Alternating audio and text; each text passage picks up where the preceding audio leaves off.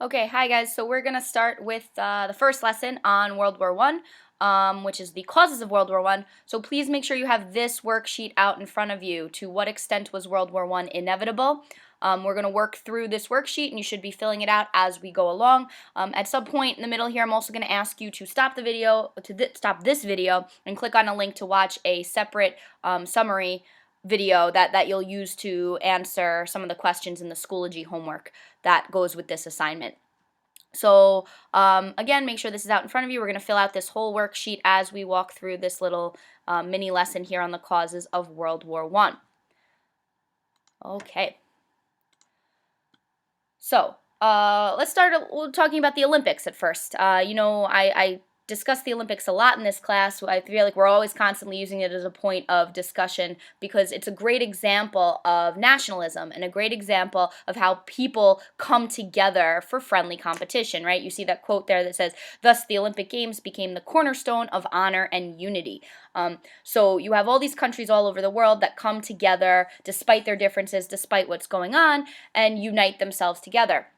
But yet at the same time, when we watch the Olympics, every night the news ends with something like this, a medal count, because this illustrates the negative side of nationalism, is that when you think your country is the best, well, you want to make sure you prove that you are the best and that everybody else is worse than you. And that can lead to some issues and some conflicts. So this idea here of nationalism being a unifying and a dividing force together, that's a huge concept in this course, especially in the 19th century, as nationalism becomes this huge ideology throughout the Western world and then later on throughout all parts of the world.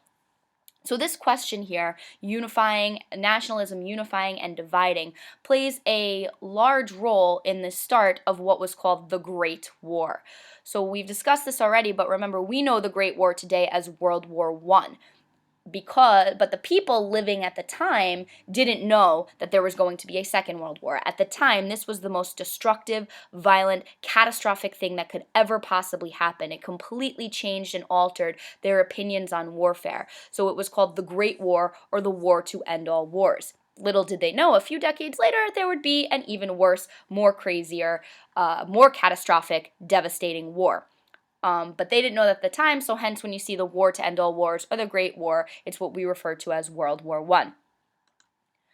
So this aim for this little lesson here is about to what extent was World War One inevitable. So keep this question in the back of your mind as we look at some of these causes of World War One and kind of try to assess at the end of this lesson, was this something that could have been prevented, or was Europe just kind of on this crash course careening towards this war to end all wars with no other options?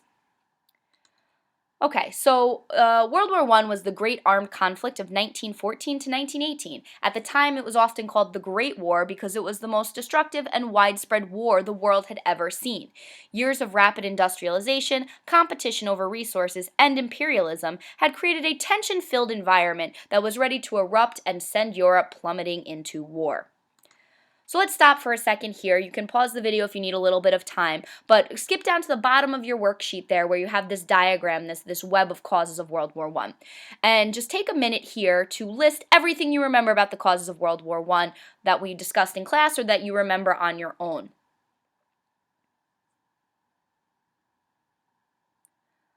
Okay, so hopefully you filled out that diagram. Again, if you needed to, feel free to pause this video at any time to take the time to fill out your worksheets. So hopefully in that web diagram you had the assassination of Archduke Franz Ferdinand. This is considered the immediate cause of World War I. This is the so-called spark that erupts the war. So a little background on this assassination. Archduke Franz Ferdinand was the heir to the throne of Austria-Hungary. Him and his wife Sophie were on a trip to Sarajevo, the capital of Bosnia-Herzegovina, which is located in the Balkans. Unfortunately for the Archduke and his wife, 7 assassins were waiting for him there, armed with bombs and revolvers, with the sole intention of killing him. So why? Why did they want to kill him? Well, in order to really understand that question, we first have to look at this area called the Balkans. So think right now, what do you know about the Balkans? Can you picture them on a map? Can you locate them on a map? Do you know any countries that are located in the Balkans? Do you know anything about the situation there? So Can you find the Balkans on this map right now? See if you can locate it. Hopefully, you have located this area down here as the Balkans. That is the Balkan Peninsula.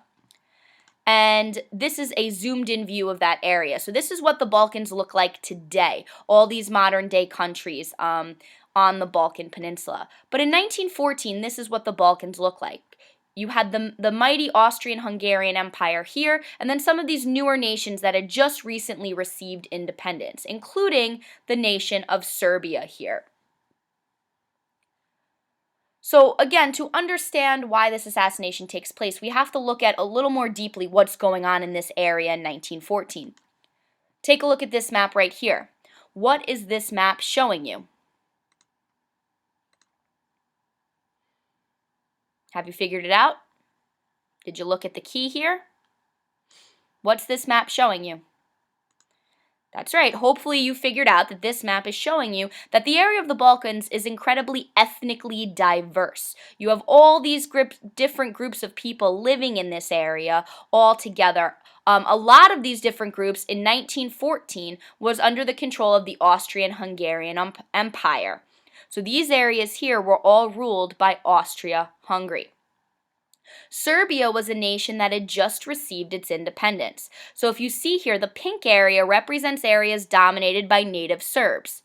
If you look in this area called Bosnia-Herzegovina, you have a large amount of ethnic Serbs that live there. So the background of this assassination is that Bosnia-Herzegovina was part of the Austrian-Hungarian Empire. But yet, there were many native Serbs that lived in this area. So Serbian nationalists wanted this area to become part of Serbia. So a radical group called the Black Hand, located in Serbia, made up of Serbian nationalists, decided that the best way to get their point across was to assassinate the Archduke when he traveled to Sarajevo on a diplomatic trip. So the Black Hand gives a Serbian nationalist, Gaviro Princip, and the other assassins, a large group of them, they give them training, they give them bombs, they give them weapons, and they send them to Sarajevo to assassinate the Archduke. So at this point, if you guys can pause this video, click on the link located in the assignment here. That link will bring you here to this YouTube video. This YouTube video is a part of a series called The Great War. I just want you to watch this video here, A Shot That Changed the World, that gives you some information about the assassination of the Archduke. There'll be a question or two part of the Schoology work that goes with this assignment that you'll have to answer. So stop this video right now and watch the one on the Great War.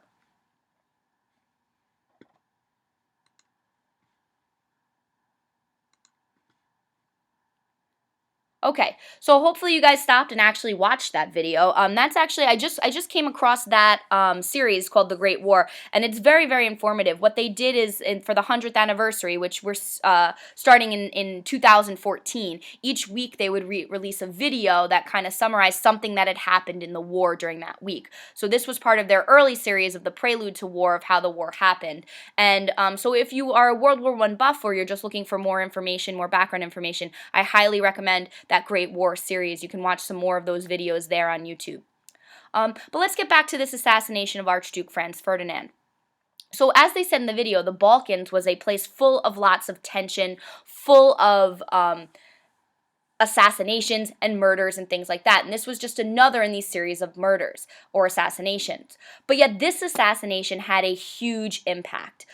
So historians have kind of grappled with this question here of it's what converts a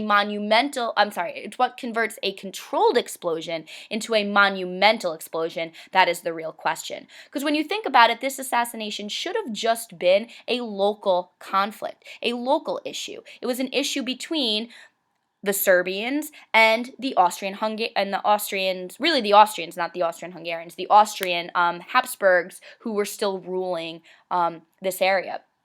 So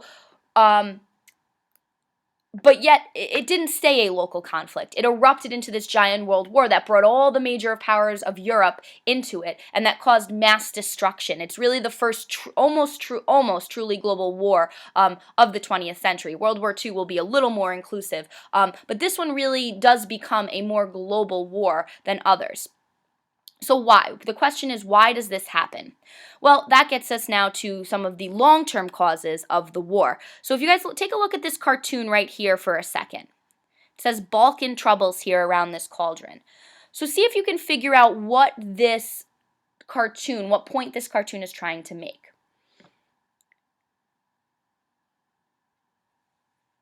So as you look at this cartoon, let's just identify here what's going on at the top. So of course we see the Balkan troubles down here. Who do you think these men are?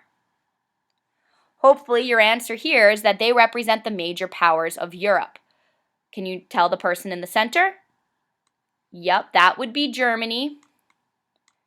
Oh gosh, I really miss my pen right now. Trying to write in a mouse is not great. So you have Germany there. You have, this is Great Britain. We have France. We have, I believe this is Austria-Hungary. And then we have Russia over here. So the men at the top represent the great powers, and what are they doing here? Well, they're trying to keep a lid on the troubles here. They're trying desperately to stop this explosion that seems like it's on the brink of happening. So what does this cartoon mean? What does this have to do with the causes of World War I? All right, so let's flip over to the back of your worksheet now, and let's fill out that chart there about the causes of World War I. So hopefully you guys have already identified militarism as the causes here of World War I. Well, what militarism is the building up of your army. And you can tell in this chart here that between 1870 and 1914, the major powers of Europe spent an enormous amount of money building up their army, or their armies. And this was for numerous reasons, mostly because of protection. A lot of them felt like a war was kind of coming because, this is what European powers did. For centuries, they went to war with each other. They went to war over religion. They went to war over diplomacy. They went to war over the balance of power. So it was kind of just expected that this is the course of where they were heading. So in preparation for that, they began to build up their army. But so I'm sorry, you can see here in another chart here, I think this is very telling right here, the center part of the chart that shows you the percentage increase in military spending by 1913. Look at these numbers here. I mean, a crazy amount increase in spending on their military. So the problem here, or I guess the issue here, is that this comes after the age of industrialization. So what impact did industrialization have on this process of building up their militaries?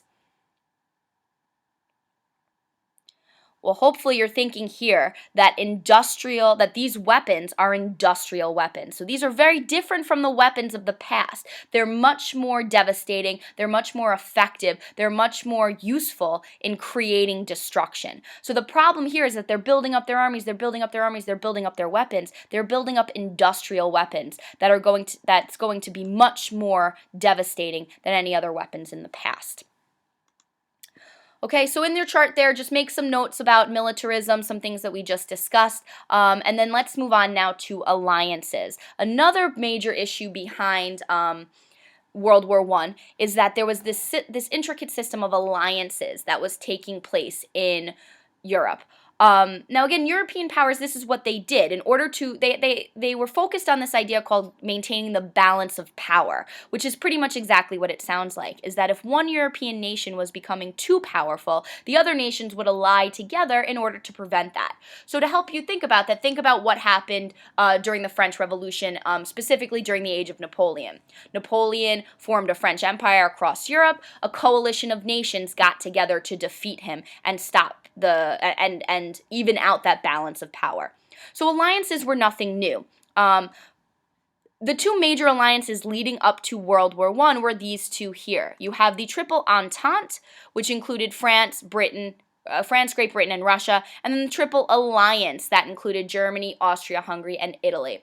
So I remember this because Entente is a French word, so the Entente is France. But it does get confusing because these powers end up becoming the Allied powers or the Allies during the war, whereas these end up becoming the Central powers during the war. So it does get a little confusing because the Triple Alliance becomes the Central Powers and the Entente becomes the Allies, but just something a note to make and make sure you remember that. So why were these alliances made? Well, as we discussed before, for protection. European nations had always been in competition with each other for the last 100 years. They had fought many wars against each other. These alliances were made with the idea in mind of the enemy of my enemy is my friend. So it was easier to stand up to rising powers if you had some support behind you, and that's really the main reason behind these alliances. The problem with the alliances now is that when one nation is dragged into war, or when one nation gets dragged into a local conflict here in the Balkans, all these other nations, all of Europe is going to be dragged into this conflict, and which is what happens in 1914. Okay, so now after you're done writing all that stuff in the alliances box, let's move down to the other causes box. What you should have in the other causes box is here the rise of Germany. The rise of Germany also is a major cause of World War I. So if you recall, guys, German unification was not complete until 1871. Once they completed unification, Germany very, very quickly moved to become a major European power. They rapidly industrialized. They rapidly tried to create an imperial empire, which you can see in this map here. The blue areas are the colonies they're able to get in a very short amount of time. So when German unification happened, the King of Prussia, Wilhelm I, was named the Emperor of the Germans, or the Kaiser. So pretty much immediately they decide they are going to be an empire, and they are going to be a major player here in Europe. They rapidly industrialize, they begin a policy of imperialism. In 1888, Kaiser Wilhelm II comes to power. And now Kaiser Wilhelm had some major goals in mind for Germany. First of all, Kaiser Wilhelm forces Otto von Bismarck to resign. Do you remember Otto von Bismarck? Who is Bismarck? Hopefully you're remembering he is the man responsible for German unification through his policies of blood and iron. He was the Chancellor of Germany, and he was a very, very skilled, cunning diplomat who basically created modern Germany. The problem was Wilhelm felt like Bismarck had already achieved his greatness, that he was past his time, and Wilhelm wanted to be the man to bring Germany into the modern world. So he forces Bismarck to resign and then turns to his dreams of turning Germany into a major naval, colonial, and economic power. What's important here is they wanted to turn him into a major naval power. Sorry, I'm having trouble with my mouse here. I'm making these weird shapes. But turn it into a major naval power. So, who is that going to threaten the most? Let's think about that. Our future lies upon the ocean. You see this cartoon here? He won't be happy till he gets it, meaning till he gets all of Europe. So back to this question of who will this threaten the most, this naval empire? The answer to that is Great Britain. Great Britain for over 100 years had been the dominant naval force in Europe, and they used this navy to form that worldwide empire. Well, Germany, rapidly building up their navy, comes into direct conflict with Great Britain. So the issue here is that the rise of Germany marks the first time in over 100 years, over 100 years, that Great Britain's dominance is threatened. Okay, so we'll just add the word years in there. Gosh, that's an A. Well, that says years. So this is the first time in a long time that Great Britain's European dominance is threatened. So hence why they had to form that alliance. Germany in turn forms their own alliance. And that creates a situation here where basically European powers are all at each other's throats, ready for warfare. Okay. By the way, I don't think I mentioned this yet, but keep in mind that even though we're doing this at home, I will take questions in class. So please make sure as you're working through this video, as you're filling out your worksheets, make a note of any questions you have, either on a separate sheet of paper or somewhere else, and be sure to make sure you ask me for clarification on anything. Okay. On to the next cause would be imperialism. Remember, the 19th century is the age of imperialism. It was believed that to be a great nation, you must go out and create colonies. So to get to that status there of a great nation, you had to have a colonial empire. So the issue here is that it leads to competition between all these nations, trying to become the greatest nation in the world, trying to extract the resources from these colonies, which increases tensions between these nations and puts them and increases the likelihood of conflict. It also means that if war erupts, you have massive amount of resources in which to mobilize. You also have you can get labor from your colonies, resources from your colonies, food, production, goods, whatever you need. You have a larger web to pull from. It's also going to ensure that conflicts now become global in nature. So that's what's important here about imperialism. All right, so you can see here in these charts, European countries and their empires in 1914. And you can see this chart here, another chart on military spending. These two things are linked together because in order to have an empire, you must also have a military to protect and administer that empire. So these ideas here are connected together. Something else of note I just want to point out on this chart here is that take a look at Great Britain. Great Britain is a country of about 41 million people in their country, but yet their colonies had almost 400 million people. So I think that's pretty telling, pretty significant there to note how this tiny little island nation ruled over almost 400 million people across the world. All right, and then finally we have here the cause of nationalism. Nationalism, remember, is an extreme form of patriotism and loyalty to one's country. Nationalists place the interests of their own country above the interests of other countries. So that's kind of the problem there, is that when you're told that your country is the best, everybody else is not the best, and that increases tensions and likelihood of conflict. Nationalism also gave citizens excessive confidence in their nation and their governments and their military strength.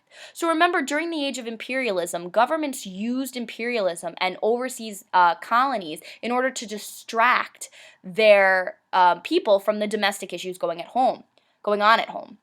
So you have over 100 years here of people being told, our nation's the best, we're the greatest, we have the strongest military in the world, we are the best. So when this war breaks out, you can kind of understand why people thought it would be over in 6 months. When you're told and you believe that your nation is the greatest in the world, of course the war is going to be over quickly. You're going to go out, you're going to kick some butt really quick, the boys will be home by Christmas. And that's what people thought when war broke out in 1914.